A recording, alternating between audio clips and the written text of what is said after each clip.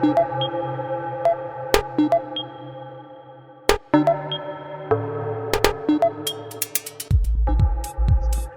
welcome to another episode of Open World Chat. I am John Odom, your host, and my co-host Jim Dandino is back off the picket line after renegotiating his contract.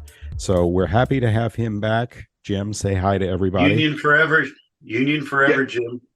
Solidarity. Absolutely. I've been a union man for decades.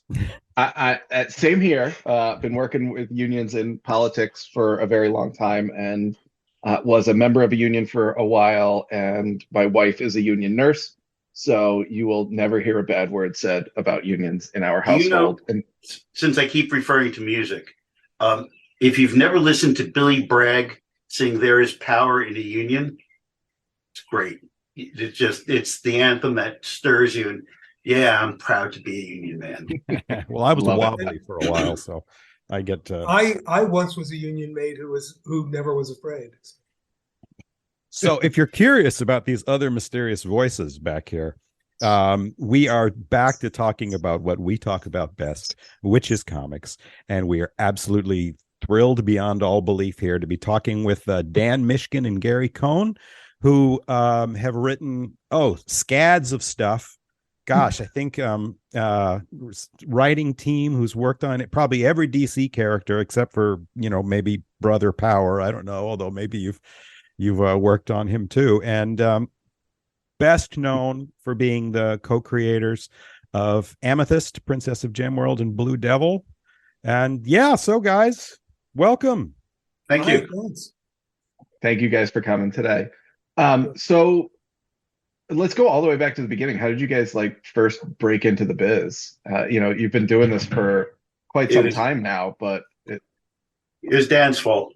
It was all my fault. No, so toward the tail end of the 1970s, and Gary and I have known each other for a very long time, and we were both interested in being writers. We were writing, short stories, science fiction, this and that. Always loved comics, and then I started knocking on doors at DC Comics, looking for somebody who might be interested.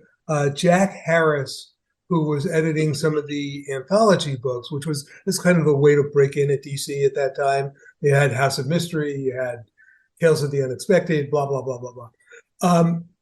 Jack was going to be doing a new series called Time Warp, which was like House of Mystery in space or something like that. And we sent Jack, after he sent us the, his sort of Bible, this is what I want, which was basically a horror story, although they couldn't call it horror at the time at DC under the Comics Code. It was a horror story set in outer space or somewhere where basically set up, fear, hope, alien monster eats the girl. That's kind of, I think, what he was looking for. So Gary and I did 12 springboards and had a really, really significant lesson. Because the one that Jack was interested was the one that didn't follow his instructions. This was the one where the old mysterious, what could be wrong with this guy, old man, that the astronaut finds on this barren, snow-covered planetoid turns out to be Santa Claus, and he takes him back to Earth. So it was definitely not alien monster eats the girl. So that was the foot in the door moment. We had Steve Ditko through the story, which was phenomenal for the first story you're ever going to have. Yeah, that's pretty wild. Yeah. And it was, we got all of 3 pages to tell a story that I thought, wow, that's probably a 7 or 8 page story. Well, I learned about compression. Gary and I learned about compression very quickly. $18 a page. Well, 15. So, 15? Yeah, which we had to split. $15 a page. So Well, we took our wives, Dan's current and my then wife, out to dinner at the best restaurant in Bowling Green, Ohio, which was a little Chinese place that had ketchup on the tables. But we had just enough to pay for 4 dinners. It was a fine moment. Yeah, but I mean, $45 went a lot farther. It sure did. Yeah. So yeah, so Yep. that was our first sale, and then once somebody takes a flyer on you and you do okay, then they're more interested. Right. Gary was when did you hadn't moved to New York then? No, we were graduate students in Bowling Green, you and I, and we were sitting at our adjacent desks in our office, throwing around story ideas, and that's how the whole Jack Harris thing evolved. You and Karen went to Flint. Went to Flint, where she was. Betsy and I went to Ann Arbor. Oh yeah, right. Yeah. And then we went to Lansing, and then I got some hint that maybe there'd be something for me at DC if I was there, and we felt like one of us should be in New York, and so right. And so 1980. You were in New York. I was like taking the overnight train from Toledo like every 6 weeks or so just to show my face.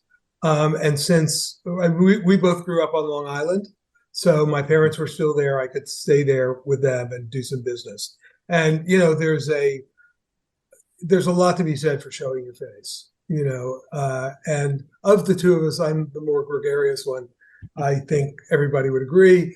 So I did the glad handing and all of that. After a while, when other local freelancers saw that I was there at the office, they'd hang around nearby me because they knew that I'd get taken to lunch, and they figured they'd get taken to lunch too, even though they wouldn't normally because they were local. So I got popular with my fellow writers. But yeah, that's how we started out. So it's the Mishkin Cohn method there of people ask me occasionally, how do you break into comics? And I say, I can tell you how to do it in 1980. Yeah. Right. Well, I get the same answer. It's true. does the industry look at all similar to you these days? It seems so different than it used to be. I mean, just especially at the corporate level, this thing has blown up so much. Let's put it this way. I don't think that there's a chance in hell that I could break into the industry now. One of the things that really strikes me about the difference between the DC Comics, which is where I did, far and away the bulk of my work, the DC Comics of 1980 and DC today, and from what I gather, even Marvel. DC, we were so lucky. DC was ready to take chances in the early 80s. You had, Jeanette, I'm sorry? And Jeanette Kahn. Yeah, you had Dick and Paul and Jeanette.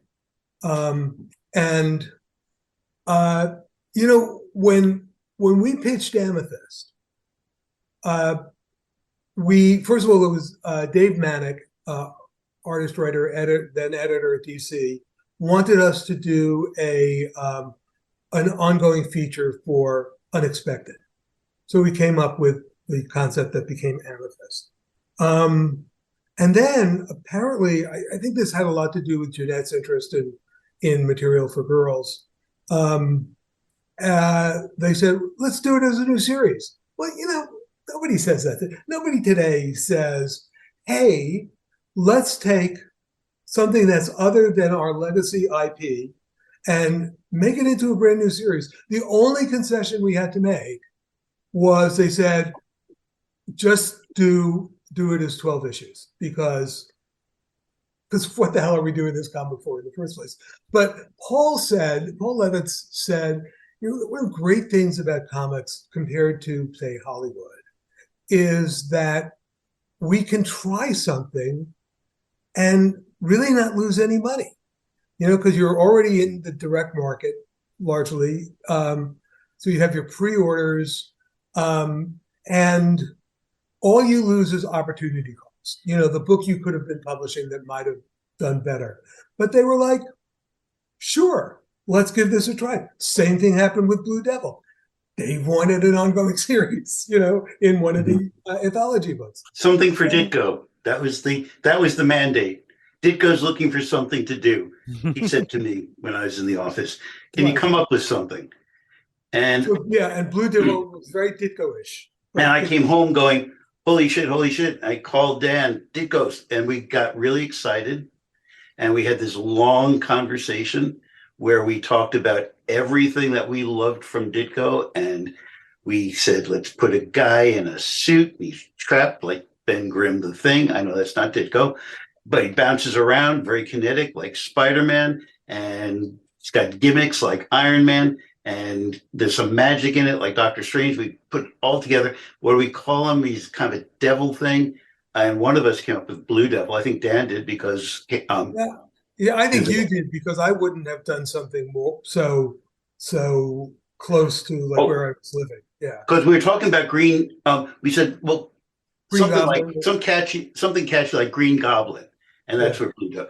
And so we I think I did the first initial page or so, and threw something together, and I walked it in. And wait, let me interrupt you, because Gary and I have two completely different memories of the meeting with Ditko, and they may both be true. But Gary, you tell yours.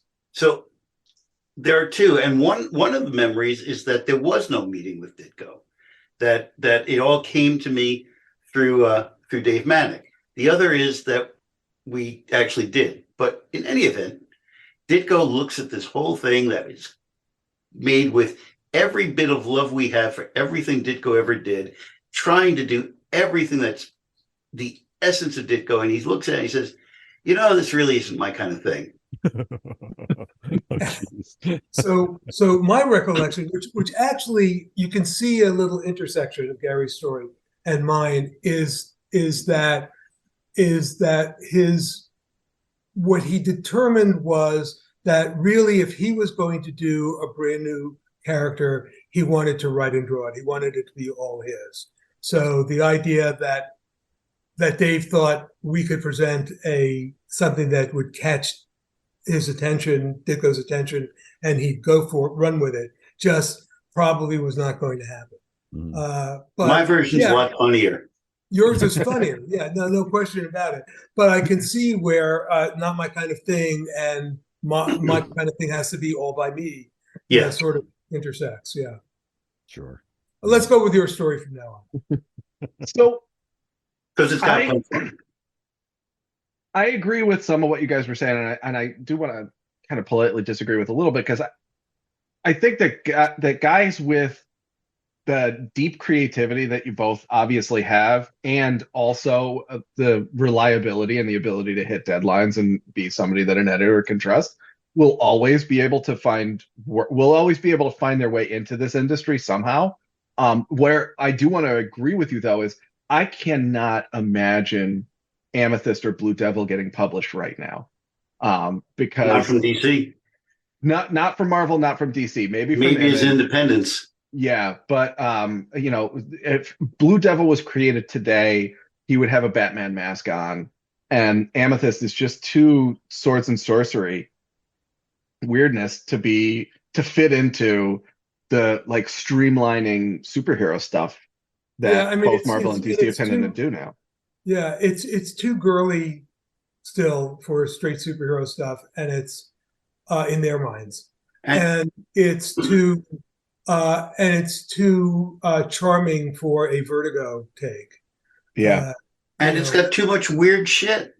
Jim said it. It's weird. We did weird shit in Amethyst. There was a lot of surreal stuff going into the giant crocodile's mouth to go into an alien. And Ernie did lots and lots of weird shit. Yeah. The emissaries of Varn. There was weird shit in that book. And we tended always to see what we could do new. So when sometime later in the late 80s, I guess, maybe it was Casey Carlson. Was he editing Legion of Superheroes? Maybe he was. Maybe. Who knows? Anyhow, he asked us to do an Amethyst thing. I don't know if he wanted it to be Legion of Superheroes timeline related, because Keith Giffen had come up with this idea that Sorcerer's World was. You know, I love Keith Giffen, but yeah, but that's right. That his take, his imposition of his love of the Lords of Order and Lords of Chaos was inappropriate. Absolutely. But his idea that Gemworld would one day be Sorcerer's World, that was kind of a cool, interesting idea. So anyway, so Casey asked us to do it and this thing, and we didn't want to do anything like what we had done before. So our take on Amethyst was Amethyst. What was it like? Amethyst in the 30th century, where she's working on a giant ring around the moon, where they're mining the moon for minerals and some other weird magical thing happens. Right. And he was like, what the fuck are you guys? He didn't say this, okay, but I'm sure there's a direction. What the fuck are you guys talking about? I asked you for Amethyst. But, for us, it's like, well, we already did Amethyst. Yeah. Right. So we'll do some. And, Gary and me doing that is, I want to say, different from Keith deciding it's all about the Lords of Chaos and Order, because we created the character, Mhm. So you guys still feel that ownership over her? Look, so I'm 29 years old or 28 years old, and I'm going to sign this contract, which was really good for the time. Paul was doing his best to give creators a fair deal within the context of, what things had been like. And, we had a guarantee of doing the 12 issues. We had ongoing royalty arrangement. So any monies that came in from licensees, we get our fixed percentage of. And it all seemed good. What seems in retrospect, and this is true about Blue Devil too, what seems so just sad is the lack of creative control. People can do whatever they want. People, I can't count the people. Well, I probably could count if I thought about it, but let's say I can't count the people who've told me, I love Blue Devil, and then they've had a chance to write the character and didn't have a clue. Just did not have a clue. Can I tell you my Geoff Johns story? Oh yeah. I told you the story, right? I've not heard this. I would love to hear it. I told Dan the story, I think. So Geoff Johns and I connected on Facebook, and I don't remember exactly why. There was something having to do with Stargirl or Blue Devil's appearance in Swamp Thing or something, and we connected. We found that we're both Michigan State guys, and that we had the same birthday, 20 years apart or so. And so I'd never met him, never spoke to him, and he said, "Why don't I give you a call?" So I sat out on the front porch, and he and I were having a phone conversation, and we were talking about Blue Devil. And I said, I don't remember much about this stuff, but somebody did a story with Neberos, the demon, and they made him smart. They made him a demon that you bargain with and it wants your soul. And that's a total misunderstanding of Neberos. Neberos's power comes from being really stupid. He is powerful in the way that only truly stupid people can be, stupid beings. And he doesn't bargain with anything. He wants to, like Dan said, he's the monster that wants to eat the girl. That's it. That's Neberos. Extremely stupid. He never figured out that Blue Devil was a guy in a costume. He always was convinced that Blue Devil was another demon. He's really, really stupid and a total misunderstanding of the character. And we went on, we had a nice conversation, and we finished the conversation. And I think it may be, again, I edit stories to make them better. Maybe it was a conversation with Dan where I told him about this, and he said, Geoff Johns wrote that story. Nice. Well done. Uh, Yeah. in my opinion, he probably should have heard that more from people. Excuse me, pardon. Yeah, but But Gary's line about Nebulos, I've always liked that he is he's truly powerful. He's truly stupid as only the truly powerful are. Yeah, Can he's get away stupid as with only it. the truly powerful can be. Yeah, which of course, started me thinking about Trump in recent years. Well, yeah. and far too many others, right? It seems Far like too many. everybody who's worth at least $1 billion is, to varying degrees, a complete and total moron. Yeah. Apologies to you guys if you're billionaires and we just don't. Yeah, No, Would none we be talking none to you taken. now if we were? None taken, guys. even if they made that Blue Devil or Amethyst movie, we would not approach. No. So. We are. I'm not sure about Dan, but I know as a result of my long history with comics and teaching, I am in fact a 100-aire. Congratulations. Congratulations. Well done. And I had the good sense to marry a doctor, so so you're doing okay. Yeah. So well, actually, I married a medical student, which took a little while. You got in on the ground investment. floor. Yeah. So what do you like? What is?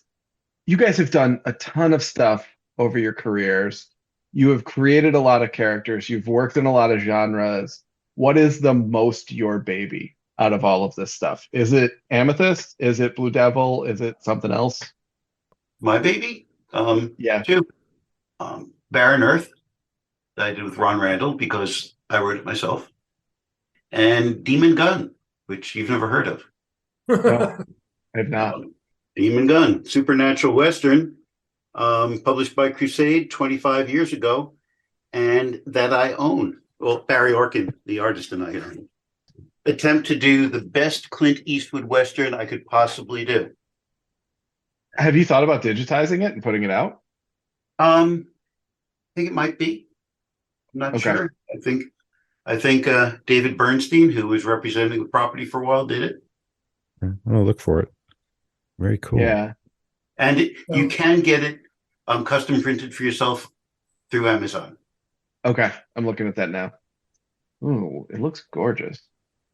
So, my answer to the question of, what's my baby is tends to be, whatever I'm working on right now, whatever the next project is going to be. But, other than that, I mean, as you could tell, I guess, from our reactions to how other people have handled the characters we're best known for, then, I mean, Amethyst and Blue Devil are, I feel very protective of. The one person who did a good job with Blue Devil / Dan Cassidy was Bill Willingham when he was Only writing. one. Yeah. The only one who got him. And it was funny when Shadowpact was first coming out. I went to the San Diego Con and I saw Bill. I walked up behind him and said, "Hey, Bill," and he turns around. He says, "Oh, Dan, just the person I was hoping and dreading running into." And I put his mind at ease. I told him he did fine. Well, it's nice to know that he cares. Yeah. And likewise, the person who did Amethyst justice was Brianne Drew Hart, who did the 9 minutes of animation. Oh, the shorts, the DC Nation shorts. Yeah, those were terrific. I haven't looked at the Wheeler's book beyond looking at. Is that their name, Wheeler? Dan? Reader. No. Hale. Shannon and Dean Hale. Yeah. Oh yeah. And I looked at that, and it looks great. I haven't read it yet. I'll give you I don't know if I told you this, Dan. I have a friend who's 29 years old, but her aunt gave her Amethyst when she was a kid. And she became semi-obsessed with Amethyst when she was 7 or 8 or 9 years old. So she has nieces. And one of her nieces, who's 9 years old, loves comic books. And her niece read our series and she read Amy's series. Mhm. And she said, of our series, I thought a lady wrote it, Gee, how interesting. right? Wow. Yeah. Yeah. Well, Shannon and Dean and Asia Fulmore is the artist, I think. Yeah. Yep. They I mean, they obviously respect, respect the character. They're writing for young people. I mean, Shannon has been doing a lot, writes for middle grade Right. prose and comics and and it's good. It's not a story, but it's not meant to be as Amy Readers was a continuation of our story, a continuation with license to ignore anything she didn't want to pay attention to. But Shannon and Dean's story is let's take the basic concept and see how we might do it in a one and done book that would appeal to what they think the core audience is for that sort of thing. And so things are different. But it's fine. It's like that's a version of Amethyst I can get behind without any problem. The less said about the New 52 version, the Sword of Sorcery, the better. It was beautiful. I mean, and so was Amy's. Amy's was gorgeous to look at. Yeah, Amy's was also fun to read, even if it was. Right. I do find that these middle grade or young adult graphic novels, when they work, they're a really effective distillation of what made the character resonate. Mm-hmm. And when they don't work, they are unbearably twee. Mm-hmm. Yeah. So, but if you look at something like Green Lantern Legacy, it's really, really good. But sometimes you run into the problem of because they're looking for people who have some cachet in the middle grade audience from writing prose, but you don't get too many people like Shannon who have written both prose and comics. So people don't seem to realize that writing comics is a specific skill. Mm-hmm. It's not like writing prose. It's not like writing movies. It's not like writing TV. It has its own demands. It has its own constraints. And if you don't know them, and if you haven't kind of lived and breathed them as a reader, you're not going to turn out a very good comic. That's unfortunate.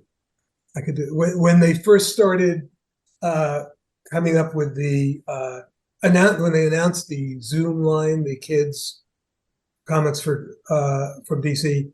I immediately had a pitch, and once again, I didn't say, "Okay, I'm going to do a version of Green Lantern or Wonder Woman or something like that." I said, "Okay, what can I do for a DC middle grade book that uses DC elements but hasn't been done before?" That was mistake number one. Mistake number two was not being a person who'd already sold a middle grade novel.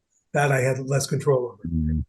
But so I came up with this concept. Gary, you were with me. I did it. I did it the weekend you and Paris and I were at Pensacon in Pensacola, Florida. I heard from the agent about this, and before the weekend was done, I had this thing called Starboy, which was about a kid who's on a field trip to Star Labs, and something happens with they're kind of studying a little piece of Starro the Conqueror, and something goes really bad. And the kid, because he's looked at the machines, he managed to figure out how to deal with it, and so he kind of interns, works after school at Star Labs. He's got a mentor who I described as a defrocked Green Lantern. Now, I'm not entirely sure what that means, but I liked the way it sounded. And so that was like boom, you're right there. That's a solid, use the DC elements story for kids. It tells a complete story, has the opportunity to go on if you want. And it was like, the response was basically, we're not really looking for Dan Mishkin. Really, it wasn't a comment on the story. Yeah. Dan, you should just tossed out another idea that I love and I'm starting to run with. Imagine something like the Green Lanterns as a religious order. Oh yeah, that's very interesting. And all the things, both good and bad, that could come out of that. Yeah. That I like that. They might even have a schism between the proselytizers and those who aren't. Yeah. But or there's a branch of them that are cops and a branch of them that were separate from the main branch for a while and developed as a religion, and the two come into conflict with each other. Well, I'm thinking of them as the Knights Templar. Yeah. Oh, yeah. Galaxy. Oh, that's a good. That's all right. We're gonna stop this because one of the five of us is going to lose money on this, or one of the four of us is going to lose money on it if we keep going on this. Right, it's true. But we've hardly begun. I know these ideas are too good. These ideas are too good. This is how Dad and I have always worked too. Is that one of us will say something and the other will go woo woo, Wait, you're and then we keep playing off each other. And like I would read the living hell out of the last like 5 minutes of this conversation, right? Like if you end up pitching the Star Labs assistant as a regular comic and not a middle grade comic, I would put it on my pull list right away. Because what I love about it, if only DC cared to do anything when seeing my name, but go, yeah. What when Dan was describing it, where I was starting to go and where I just now, because I didn't remember it all that well, and listening, I realized it wasn't going there, and I liked it a lot better. Was he doesn't get superpowers? He doesn't, it's not something where he gets infused with Starro as it. He becomes. That's where I was going. He's the intern. He stays a normie. But I can assure you, I would be just as excited if the kid absorbed Starro, though. Yeah. No. It's much better if it goes against that cliche. Yeah, or the absorbed part of Starro could be killing him. Oh.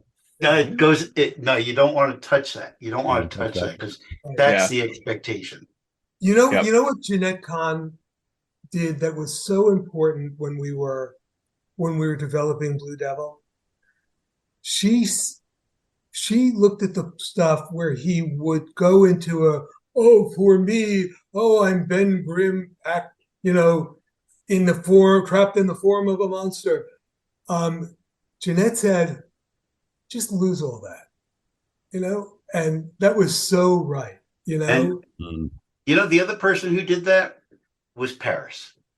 Paris said, no, he's having fun. Yeah. Well, how can you have fun, Paris? Said, that suit, 7 feet tall and all that completely sheathes him? Anatomically correct. And it all works. And women love him. Yeah. Quite the devil. All Well, right, listen, you guys, we should already taken more of your time than I promised we would. I want to say though, you were talking earlier, just really quickly about the differences, the sort of more personal touch and the willingness to take risks in the 80s at DC. I think the proof is in the pudding with that, because the comics in the 80s, and you guys, such a big part of this, for my money, are some of the best comics, the broadest range of comics, some of the best talent on display ever in the industry. So thank you for your happy to do it. And I really do have to give a shout out to Paul Levitz, because there were many times in the 80s when I thought that he was being too conservative of a businessman, not taking risks. But he really did it carefully in a way that just had it all grow slowly. So you had Vertigo, you had other experiments that if I had, if somebody had stupidly put me in charge, I would have been shooting in all directions and had a lot of failures. But Paul shepherded it in a way that really, so I'm sorry, Paul, for all these nasty thoughts I had about you. Well, where can folks find you guys online? On Facebook. Find your work. Go to Make a Pitch in Osaki, Samurai Pig. This is from, I am not the creator. I am the editor and dialogue polisher for utterlyridiculousproductions.com. And that would be UDDERLY, utterlyridiculousproductions.com. And just take a look. And all I've got going for me right now is my Facebook page, because until I have more work to actually put out and do something with, I don't need to do anything with the currently lying dormant danmishkin.com. But yeah, so facebook.com/danmishkin. And you'll just see pictures of my grandchildren. So you'll really enjoy that. Yeah, and I'll talk about anything if given half a chance. So contact me. Great. You will talk about anything, and we really, really appreciate your time. This is a wonderful conversation. I'm very grateful. Good. Thank you, guys. Sure thing. Thank you, guys. Take it easy. Whoa, what's this fake record scratch sound effect interfering with my beloved theme music by Christopher Piatek? Well, listeners, you're in for a treat. It's OWC's first mid-credits scene. Before we actually started the episode, there was some chit-chat going on between Dan, Gary, Jim, and I, just sort of about miscellaneous things. We talk about Halloween at Dan's house. We make fun of Jim for being so young. Anyway, a couple more minutes of good stuff that didn't quite fit in anywhere else. So, enjoy. You missed us talking about tiny islands and Leo Kottke. Yes. Right. Yeah, and really. we're talking about You guys know who Leo Kottke is? Oh, hell yeah. Okay, good. I'm Jim, old, too. I'm also old, but I'm not. He's not old. Okay. I'm 40. Not Leo What year is Kottke. it? I'll be 42 in August. Yeah, no, that's not old. No. That means you're a month older than my oldest child, so that's No, not old. yeah. You guys, yeah, right. You guys are similar ages to my parents, so it's. Here we are. Let me tell you, everybody loves to hear that. I certainly love hearing it. We like to hear that we're veterans. That's such a kind way of saying comic book industry veterans. Yeah. So I'm 70 years old, and about 35 years ago, when I was half my current age, I was at a con that the artist Jim Mooney was at, and I loved Jim Mooney's work. Supergirl, Tommy Tomorrow, all this stuff, and we happened to be in the break room at the same time. So I go up to him, I said, Mr. Mooney, and he must have been like 70 then. Okay, Mr. Mooney, I really love your work. I mean, just forever. And I should say, by the way, that I'm 6'4", so I'm above him, right? And let's say I was strapping at 35, strapping young lad, and this big guy says to Jim Mooney, Mr. Mooney, I love your. I've been reading your comics since I was 5 years old, and his face just dropped. It was like poor guy. I just I felt really bad for him, but it's just I probably will run into something similar the next time I go to it, or maybe even on this podcast. Yeah. Well, I got referred to as somebody's work dad the other day, and that was bad enough. All of my coworkers at my day job, I don't believe a single one of them was alive for a good season of The Simpsons. So that's my stress point, right? Yeah. I would give away comic books on Halloween every year. And one year, and now this is getting to be wild.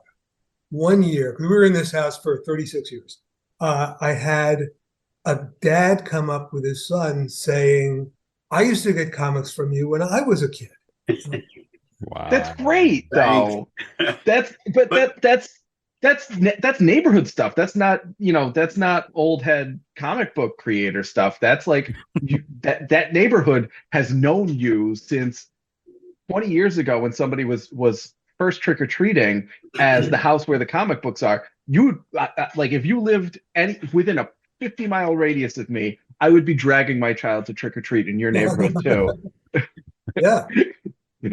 Here's 3 costumes. Go back up 3 times. Get new comics from the nice man, please. No, I had a lot of good comics because for many years I got DC's bundles, monthly bundles for free. Me too. And so all of the kids' comics, all of the animated series based comics and stuff, I gave those out for a long time.